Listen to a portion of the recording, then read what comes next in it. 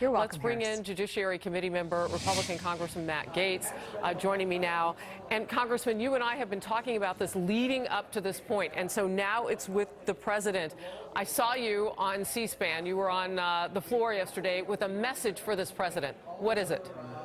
Well, I think nothing would be better, Harris, than if the President of the United States tonight walked down the hallway that is right behind me, stood on the floor of the House of Representatives, and handed to our Speaker, Paul Ryan, his consent to release the memo. The Intelligence Committee has done their job, the Congress has done its job, and now this matter lies with the President of the United States. He's indicated he will accept the will of the vote of the Intelligence Committee. That is clearly to release the memo. The President has that power, and I just think it would be classic Trump to do it during the State of the Union tonight to kick things off. And the Democrats, for their part, say they have their own memo, Congressman Gaetz. Have you seen it? Do you know what's in it?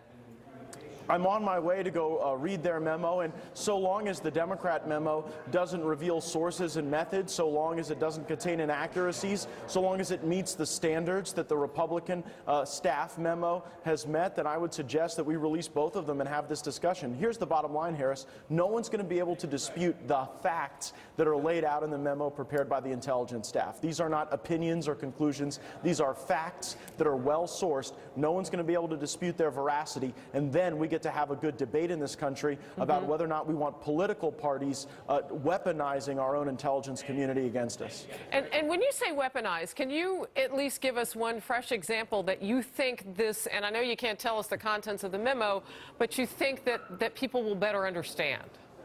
We should never live in a world where a political party can generate an opposition research document for a raucous campaign, and then that memo becomes an intelligence document and takes on new life and undergoes a very bizarre path forward. And I think that that's a broad statement I would make about the nature of political parties and their intersection with our intelligence community. As for the memo specifically, I can't speak to its contents, but I do believe that it will provoke an important debate about our surveillance policies and how we need to keep politics separate from investigations and the important work that we really need the FBI and Department of Justice to undertake. I have to ask, because Republicans just had an interesting conversation already about surveillance by renewing 702, the section in FISA. Why didn't this come out before that particular discussion that was so important about surveillance, Americans getting scooped up potentially as we watch foreigners? Well, it's important to recognize that 702, the reauthorization program that Congress voted for, deals with surveillance of foreign individuals, not surveillance of U.S. citizens. And so when reading the memo, it's important to understand what the Congress did reauthorize and what was excluded from that review. I think the memo raises a lot of questions about activities that occurred on U.S. soil with U.S. persons, not the 702 authority that was reauthorized. Is this the type of thing that can bring to a close any investigations that are still looking for evidence between the Trump campaign and Russia? Is this memo the type of thing?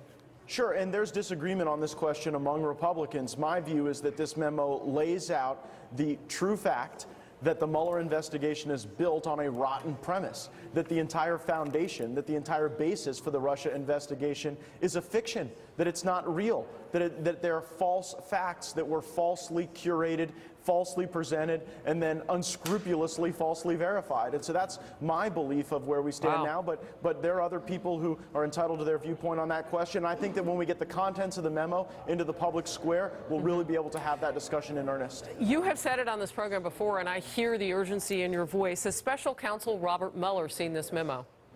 I don't believe he has, but I believe the memo is very instructive on the reason why we have Robert Mueller investigating the president in the first place.